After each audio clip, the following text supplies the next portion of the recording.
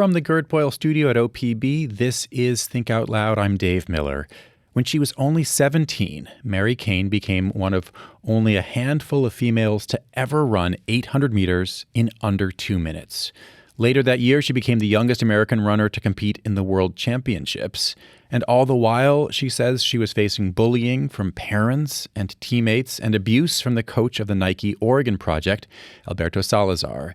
Cain went public with part of her story in an op-ed and video for the New York Times in 2019. She went on to start a nonprofit that mentors underserved girls in the Bronx through running. Last year, she started medical school at Stanford, and she recently published a memoir. It's called This Is Not About Running. Mary Cain joins us now. It's great to have you on Think Out Loud. Yeah, thank you so much for having me. I was hoping we could start off by having you read us the preface to the book. Yes, of course. Nike loves Steve Prefontaine because he's dead. They have immortalized his face in ads. Stores are filled with photos of him racing in an old-school Oregon singlet. He is recognizable to both running fans and sneakerheads alike.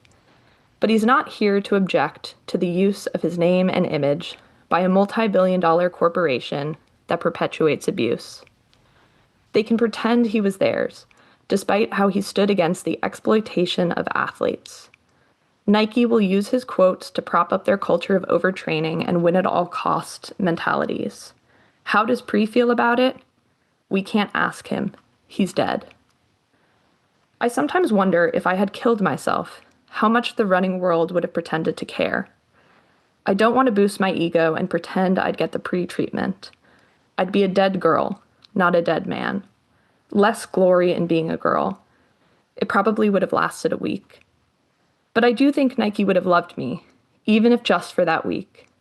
1 or 2 splashy ads about mental health, with not so subtle implications that they really tried to help me, but at least I died doing what I loved. Then, despite my contract expiring, or in this case, me expiring, I'd randomly pop up over the years in some remembrance of how they almost saved me. Buy our shoes! God, one woman actually did write about almost saving me in her book, and I didn't die. So how many current runners would have pretended we were old pals? The same number who tried to monetize my pain after my New York Times piece by hitting up the podcast circuit, who sold books by naming me as their friend, or worse, mentee, who pretended they were an expert on mental health and chronic injury and the issues they currently have, but pretended they got over? Probably all the same people who said stuff behind my back when I was a child, or to my face, or on the internet. So yeah, like almost all of them. Does it count as talking behind someone's back if they're dead? Some runners convince themselves that the litany of drugs they take doesn't make them drug cheats. They can't even touch their toes, but in their heads, their mental gymnastics bend them so much that they can blank their own blanks. I didn't die, and so unfortunately for everyone else, that means I've been here watching, listening, and absorbing for the last 15 years. And you know what? You can ask me how I feel about it. I can speak for myself. Mary, many people who are familiar with parts of your story or, who read your piece, saw the video in the New York Times, 6, 7 years ago, they might assume that the bullying and isolation that you endured as a runner started when you began running under Alberto Salazar here at the Nike Oregon project. But you write that it started well before. When did you start running seriously? I first joined a track team when I was a 7th grader. In the outdoor season, I joined the varsity track team and qualified for my first state meet. So I was around the age of 12. This is after you'd already been a serious competitive swimmer, and then you switched. What did you love about running? I think I just loved how hard, in many ways, running was. Swimming was something that was incredibly disciplined and difficult and skilled, But there was something about running that could exhaust you if you were sprinting truly all out for like 10 seconds in a way that I've just never been able to have matched by really almost any other form of exercise. Like it's such a full body depletion. And I felt there to be something just so pure and almost enlivening about being able to push myself to that sort of limit. And thinking back, remembering back to that experience when you were 11, 12, 13, it was that depletion that attracted you to it? Yeah, I think in many ways. And I think part of it was because when something is so hard, you almost have to be really locked into it. You can't multitask. You can't be like trying to kind of pull yourself in all these different directions. And I think one of the things that always attracted me to sports in general was you could like really seek that flow state and you could kind of push yourself into a way that, I've always been a big academic and I've always loved school, and learning can kind of be similar, but there's not the same always satisfaction of being like, and I completed the day. Like learning feels like a similar hardness, but like there's kind of no end to it. But with sport, there was a way to exhaust yourself and kind of be like, I can't do anything else now. You were a phenom. You were incredibly fast, incredibly young. How did your older high school teammates respond? Not particularly well, to put it generously. But in my memoir, I made the decision not to name anybody who was a minor during my experience. And part of the reason that I did that is because although I experienced like pretty horrible bullying as a young person, I extend anyone who was a minor a lot of grace, because I think the main issue for me was less how the other kids were treating me and more that it was stemming from their discomfort with how adults were speaking about me and having to go back to home environments where parents were, kind of constantly frustrated that I was in some way faster. So the behavior of the kids was problematic, but I think it kind of stemmed from a more systemic helicopter parent and like problematic coach experience that I had. For those of us who are somewhat familiar with the substantiated allegations against Alberto Salazar that go back a number of years now, and so we're, somewhat aware of his patterns of behavior, reading about the parents when you were in junior high or high school ended up being one of the most shocking things about the book. And this is not, we're not talking about world championships. We're talking about high school sports. What did parents do? Yeah, so I think from a pretty young age, there was so much chatter amongst folks in my town about like, who is this girl? Why is she fast? How did she earn this, essentially? And earn wasn't like, what was her training? How hard did she work? But it was language around like, what is my pedigree? Which is just rooted in so much, I think, just kind of disgusting perspective that these people had. And, the faster and the faster I got, the more this kind of negativity that in some ways I didn't deserve it and it wasn't kind of right for me to be faster than really at a certain point the parents themselves. I mean, some of these folks would just nonstop be talking about their own running accomplishments when they would come to like a high school girls track practice and try to run with us. So this culture of kind of vicariously living through their children erupted in ways where at its peak, parents were yelling at me. Parents were, accusing me of being cocky and saying I, didn't deserve the successes that I had, and just really outlandish behavior that unfortunately is quite common in sports. I mean, in so many ways, it's why we even have the helicopter parent trope that we do when we think of youth sports. How did your coaches respond to all this bad behavior on the part of your teammates and their parents? Poorly. The girls' coach really just fed into it. I ultimately left the team because we got into a confrontation where I was actively being bullied on a daily basis. And, he implied that it was my fault and my doing, and I should just listen to what the girls were saying. And I was like, well, they're telling me to slow down. So I don't know if you really want that. But I ultimately joined the boys team where those coaches were, I think, much more like horrified by the behavior and were really uncomfortable that I was being, put through this experience at such a young age. But unfortunately, the town that I was a part of and the athletic department and the school district, despite being like very aware of what was happening and often saying they were sorry it was happening and it was really egregious, would not intervene and ultimately pushed the boys' team's coaches essentially, I think, to leave. And so by my junior year of high school, I started the year like really without a coach. And then relatively quickly, you got a call from Alberto Salazar. What did it mean to you for him to reach out to you? Yeah, I mean, the serendipity of it all in retrospect is wild because I was truly about to leave the sport and just go back to swimming, despite being the national record holder and the number one girl in the country.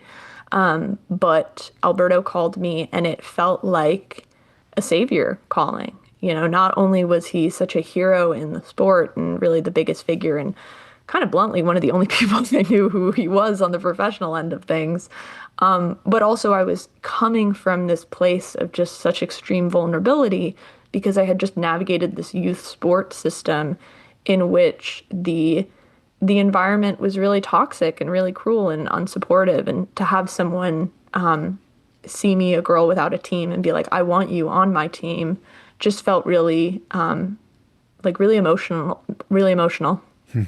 What were your hopes for your running career at that point? I wanted to be the fastest person ever. I think in many ways, I was I almost used the word naive, but the truth is I was a child. I was 16 when Alberto called, and I think to me the world was my oyster, and I saw no reason why I couldn't keep getting better. And I looked at the caliber of athletes who Alberto coached, such as Galen Rupp, who was an Olympic silver medalist, Mo Farah, double gold medalist at the Olympic Games, Matthew Centrowitz, the number one 1,500-meter runner. And I really just thought, okay, my new goal is to be like them because that's what he's saying I can do. The way you caught yourself with the language there is so telling. You said, it seems like you were naive, but no, you were just a kid. You were 16, and that understanding now and lack of understanding from so many people, it's sort of threaded throughout the book. Even when you're 17, say, you were always the youngest or one of the youngest people in so many rooms and spaces that you ended up in, and people either treated you poorly because of that or conveniently ignored that fact. But I'm curious, at what point in making sense of your story, you had that level of awareness where you could say, no, it's not a question of being naive. It's that I was a kid. Yes, and I really appreciate this conversation because I think it's the thing that people still struggle the most with when it comes to talking about like abused children, is like keeping at the forefront of their mind that this person experienced what they were going through during such a like key developmental point. And I think for me, it was really just years of therapy that really helped me kind of rewrite the like societal language that we so often use, which is like, oh, she was immature, or what did she expect, or she signed up for it, or insert all of these sorts of, kind of just gross language that society will use when hearing stories like mine, and instead go, well, no, I mean, I quite literally couldn't like vote. I couldn't legally drink. Like, think of all of the things that our society has told us are kind of like the markers of adulthood. And, now as a medical student, understanding like the developmental pathways of young people, to kind of hold young people to the same accountability as an adult is just such an unfair practice. And I think is why so often it's difficult for people to really work through the abuse that they experienced. And it's because they're kind of looking at their experience from the lens of their like current adulthood versus like really putting themselves in the shoes of a young person and being like, I I don't even need to forgive you because I understand you now. Looking back now, what were some of the early warning signs in Alberto Salazar's behavior towards you? Yeah, this has been a really interesting discussion, both with myself and those around me over the last couple of years, since learning of Kara Goucher's accusations of sexual assault, which ultimately got Alberto Salazar banned for life with the U.S. Center of Safe Sport, because it kind of painted this whole new light onto our relationship that even at the time that I came out with the New York Times piece, I just didn't have because I didn't have that knowledge. But, within a week of Alberto calling me on the phone and taking me on as an athlete, like he sent me her old shoes, her old gloves, and then ultimately gave me her shoes. And very early on in the relationship, I can now see that kind of working from this lens of like broader understanding. I think there were warning signs that I never could have interpreted it that at the time because I just didn't have this like deeper knowledge. But it just makes it very difficult for me to kind of pinpoint a start because I think in so many ways from the beginning, there was just this really dark undercurrent to our relationship. Can you describe the lines that he crossed in terms of basic expectations of privacy? Yes, he really overstepped in all of those ways. I think the most egregious example that I chose to write about in my memoir is that he would come into my room at night. And he made a lot of decisions to almost create that power dynamic that I only really have been able to understand now in adulthood. Like, he would tell my parents that his wife and daughter would be home, and then I would go out there and it would just be him and I in the house. And at the time, I wasn't aware of the conversations he was having with my parents. My parents weren't aware. His wife wasn't around. But there was always kind of this, ways in which I was truly alone with him for quite extended periods of time. And similarly, I did like the cryosauna a lot, which is this machine you go into and they kind of blast you with nitrogen gas to get your body temperature down. And he always wanted me to like strip down in that. And I felt very uncomfortable with that. And only years later realized he could see the person who was exposed within the machine based on where he would stand. And I think the truth about our relationship was it really was boundaryless. And there was so much like direct contact really at all times. You right, and you were getting at this a little bit, but it's worth just returning to that he groomed your parents, not just you. What do you mean by that?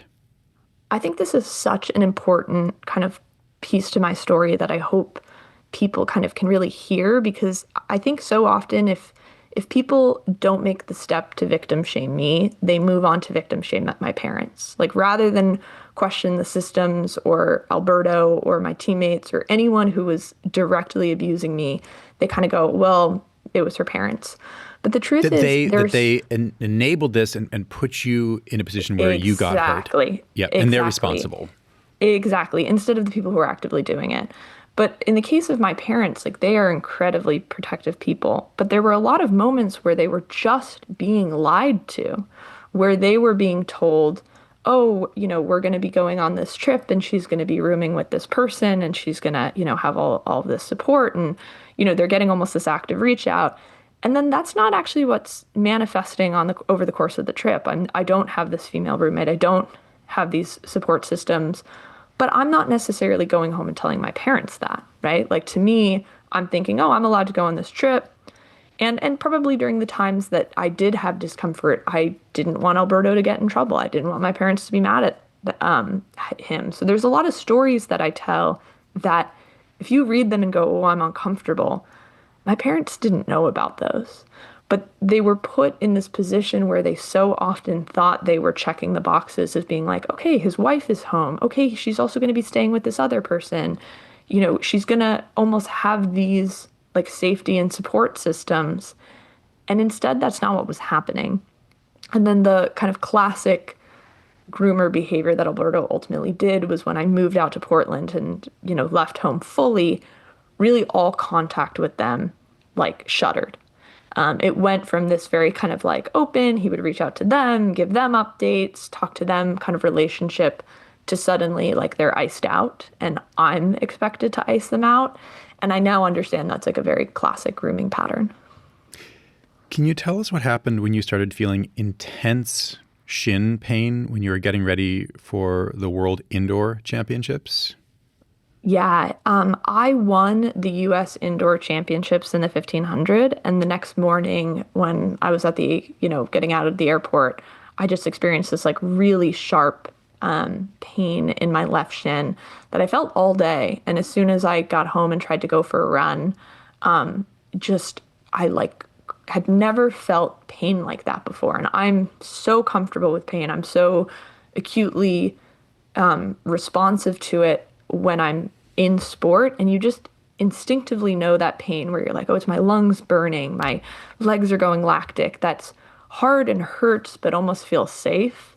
And I think my body's response to this level of just like sharpness was like something's really seriously wrong. And my parents were really concerned about it and were very like, don't like run on something that hurts. But I think I had already trained myself at that point to like push through pain. And I was getting all this language from my team of like, keep going, keep going. And, I ultimately like just couldn't because it was so extreme. But as you write in the book, this is after you got an MRI through somebody that Alberto Salazar knew. And then eventually after that, when the pain kept getting worse, you had an MRI from a doctor back on the East Coast and who said, wait a minute, how was this not caught before? The implication is that it wasn't caught because information was being withheld, that wasn't being shared with you. You don't explicitly say that as I read the book, but that's certainly that's a conclusion it's hard to not come to as the reader. And it's astute of you to come to that conclusion because I did not learn until years later when I had my medical records ultimately pulled that initial MRI actually did show a stress fracture, but that was not communicated to me, and I was pressured to continue to train through it and told that it was just shin splints, despite being like a 17-year-old girl with a stress fracture. And I made the decision in the memoir at times to kind of be very honest. Like that doctor who I saw in New York was like, there is no way that past MRI didn't show a stress fracture. And that experience has always sat with me. So it was wild to like go through these experiences like years and years later and be like, he was correct. Like his medical reasoning was really sound. And I chose not though to explicitly tell it because generally in the story, I'm trying to really keep it to like my point of view at the time. But it's wild to know that, that was withheld from me. How do you explain that decision on the part of this system that Alberto Salazar created? I mean, I think they wanted me to finish the season. I think they wanted me to try to win a medal. And I think they were hoping to tape me up and push me on the track and get me through a week. You're just a racehorse. Just win a medal, make our system look good, even if you ruin your body in the process.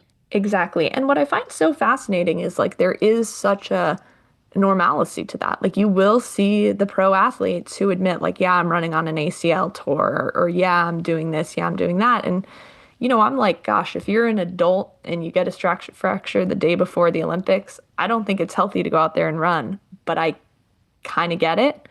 But a key part to what you just said is if you're an adult who's making that decision. Exactly. But if you are a minor not being given full information, being pressured to run through something, and bluntly, anytime there's like, it's just like kind of at the end of the day, like a March race. Like, yeah, World Indoors is a big deal, but like not to sacrifice your whole career for.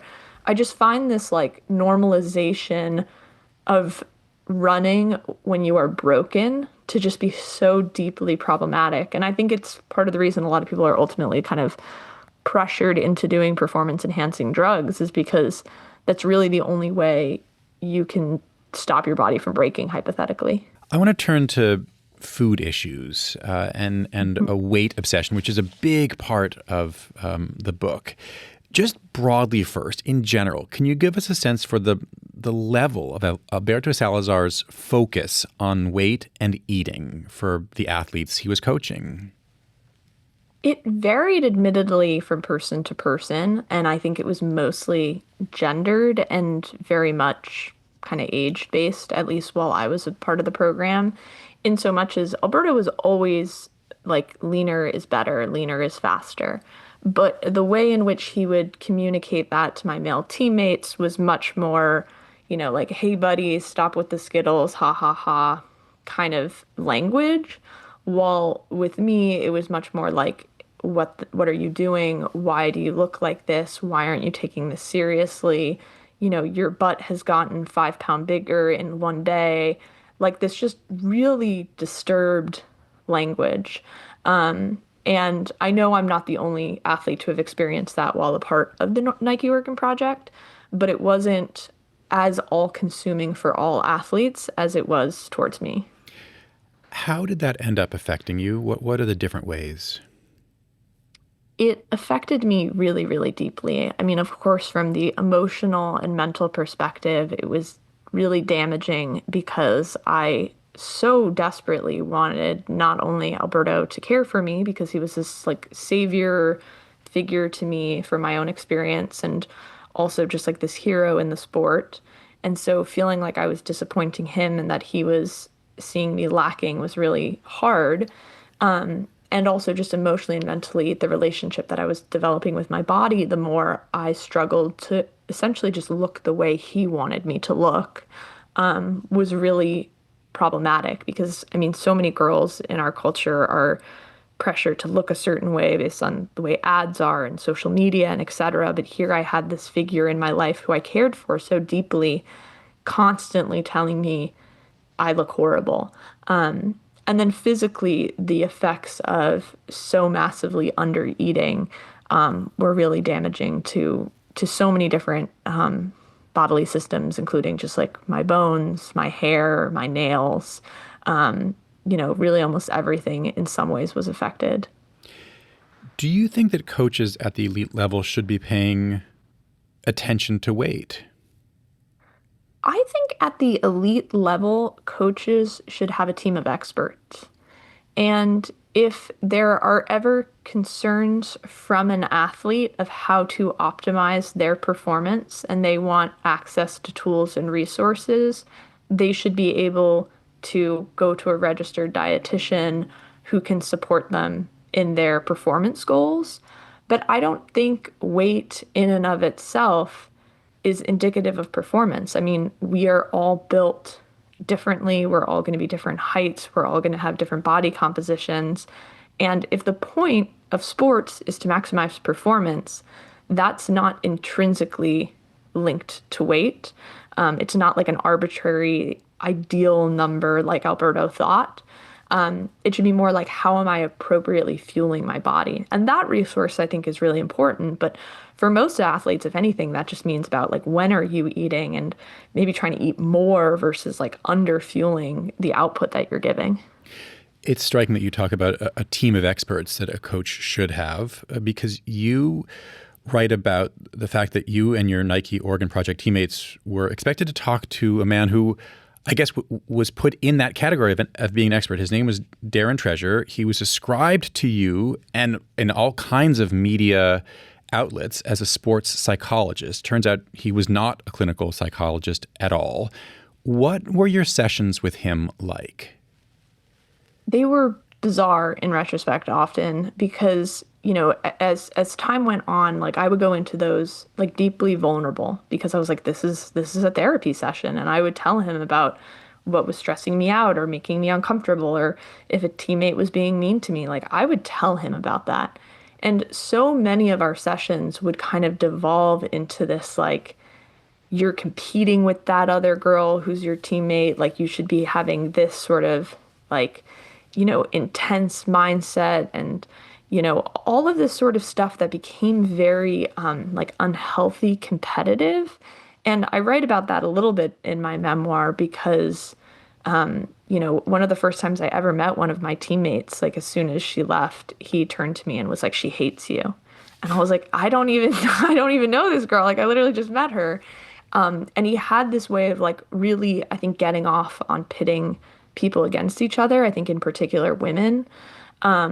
And then, as my mental health dissolved and I really was often going to him for like interventional support, like asking him to please tell Alberto to like stop with weighing me, stop shaming me. It was always like, you're not taking this seriously. You need to buy in, buy in, buy in. And to this day, I have no idea what anybody on the Oregon Project meant when they said buy-in, because I think I was doing everything I was supposed to do, but it seems like that was some secret code that I didn't have the answer to. You write in depth about two bad coaches that you had. We talked briefly about in high school when you got no support from bullying from all quarters from your high school coach. And then obviously a lot of the book is focused on Alberto Salazar. Have you experienced any great coaches? It's a really good question. I think I have had the opportunity to like work with some really good swim coaches when I was younger. Like I did have some good role models, and I actually had a female coach when I was growing up who was the sort of person who could be like really intense, and I was like kind of scared of her. But at the end of the day, like if she got upset, it almost always felt like a safety related thing with like a bunch of kids in the pool, versus it being like a personal attack of like you're failing.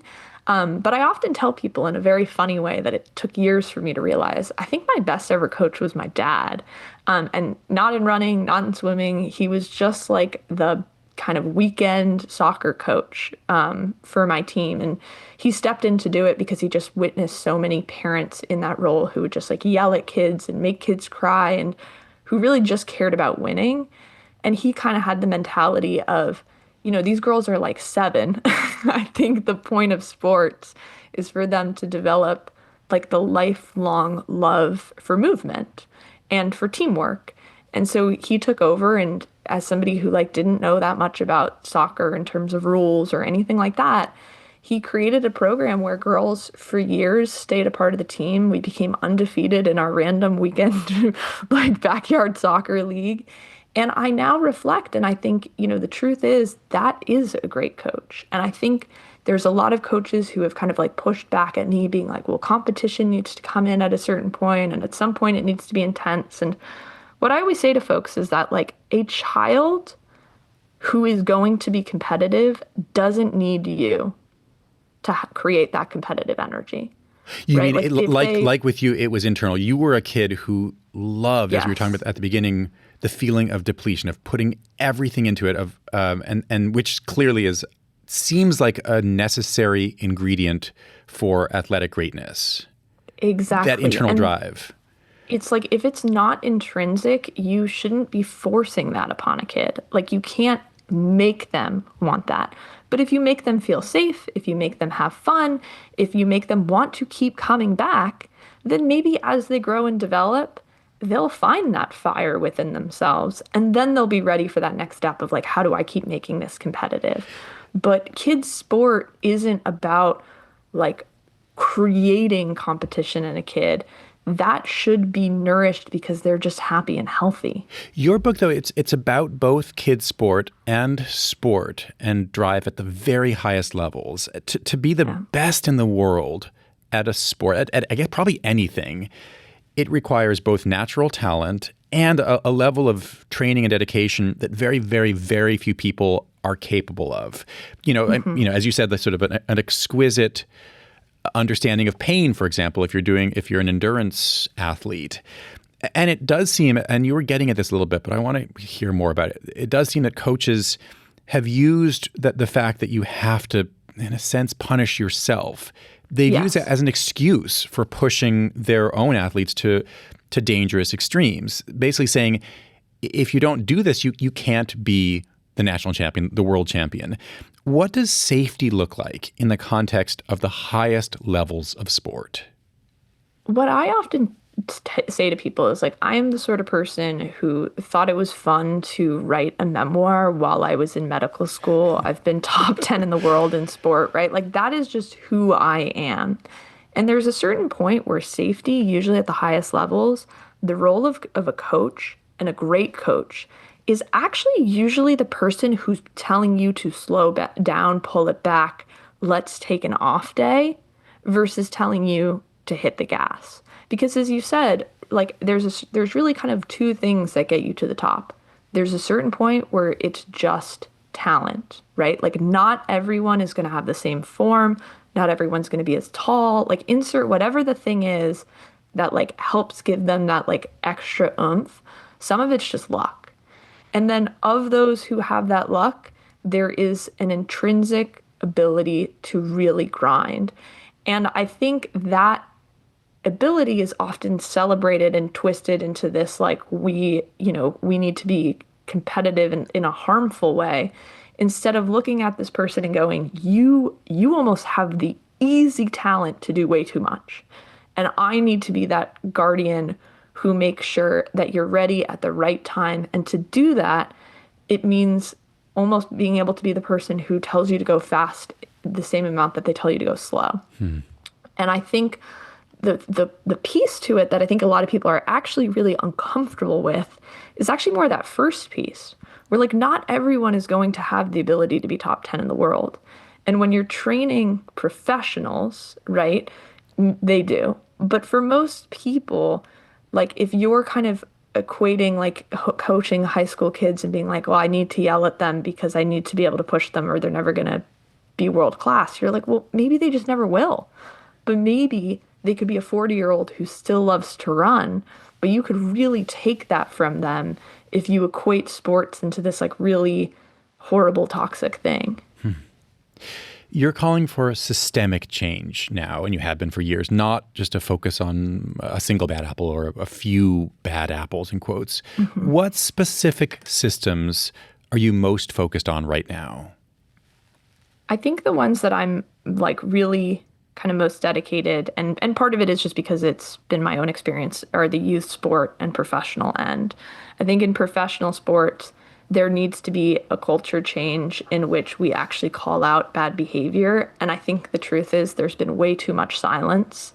And I understand that. Like it's dangerous, it's scary, it's hard, it's career damaging to do what I did, which is come out against Nike, come out against my program. But I do believe the more people step up and say, I'm witnessing this behavior, this is bad, the more like systems are actually going to be forced to like create internal change.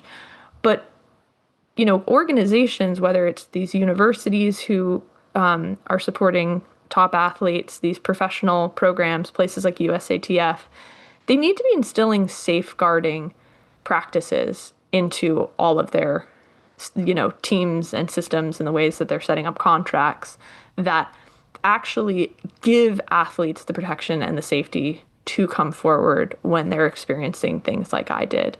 Right now, how sports is set up, you're really vulnerable because if you leave, there's nowhere else to go. And there aren't necessarily like HR departments that you can turn to. And most companies prefer to kind of say like, well, we've had a lot of success with this coach, with this person, with this teammate, so we're not going to intervene, instead of being kind of like mandated to have like even like an HR department where people can report to and have systems in place that like creates courageous cultures where there actually are protections. And then similarly on the youth sports, I think high schools and also ultimately colleges need to have like some pretty strict safe sport guidelines of, almost like basic stuff of like coaches shouldn't be directly texting minors. Or if you're traveling to a meet, an adult should never be in the room alone with a kid, right? Like some of those things are like just policy that I think we can enact. But right now there's almost been this culture of like, we'll only do it if you complain, instead of like a coming out up front and doing it to protect people. How would you describe your own relationship to running right now, just for yourself? I have like really redeveloped my relationship with running. In that at this point I just do it for fun. And I do it because I now can. I had a surgery that really helped with like a chronic medical issue that I had had that made it so I couldn't really run for years. And ever since then, it's been, trying to almost like redevelop my relationship so that I am a person who runs and not kind of feel myself get sucked into this like I am a runner mentality. And I try to do that with all things in my life where it's like even as a med student, like I'm really proud to be a med student, but I try to frame my like relationship with it as I am someone in med school. It's not my like only identity. And I think as I continue to kind of work that with running, I'm just excited to see how the relationship kind of continues to adapt. But right now it's been fun and I've been happy with it. What you're describing seems like it almost seems like a different activity based on the kind of running you used to do, the level, the 200 repeats at crazy pace over and over and over, the training, just impossible to imagine training. And now running for fun, it almost seems like it's a completely different physical activity. Yeah, in some ways it is. In some ways, I'm not training as hard as I once was. But in other ways, I'm kind of setting myself up to make it hard again if I want to. And I say that because I think sometimes we have this mentality of like the only way to change something is to do it completely differently. And I don't necessarily mean this in a way of like ever competing again, like that's a whole other thing. But I do sometimes do speed work and I sometimes do run faster and I sometimes do push myself, but it's still so different because it's the relationship that I have with myself and therefore with running. That could mean, I mean, some of the training I was doing with Alberto was so stupid and I'm never going to do it again because it's designed for you to break down. But in the idea of running hard, I'm not scared to do that again. Mary Cain, it was a pleasure talking with you. Thanks very much. Thank you. Mary Cain was the author of This Is Not About Running. Thanks very much for tuning in to Think Out Loud. We'll be back tomorrow.